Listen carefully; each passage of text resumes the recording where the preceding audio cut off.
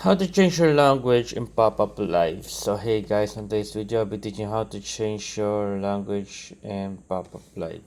So here you can change your language settings. So here I'll be teaching you step by step to change your language in pop-up live.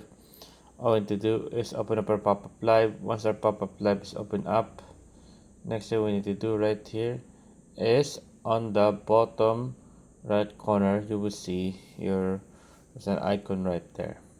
Like as you see, press on the icon on the bottom right corner.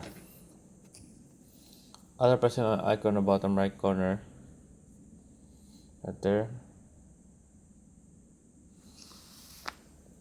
as you can see, click on the settings on the top right corner, right there.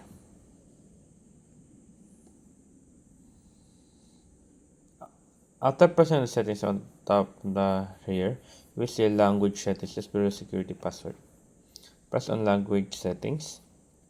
You have to press on language settings. There's a lot of language that you can choose. There you go. Here are all the languages you choose.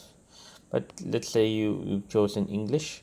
All you need to do right here is click on confirm on the top right corner right there. As you can see, once you're choosing the language that you want, click on confirm on the top right corner.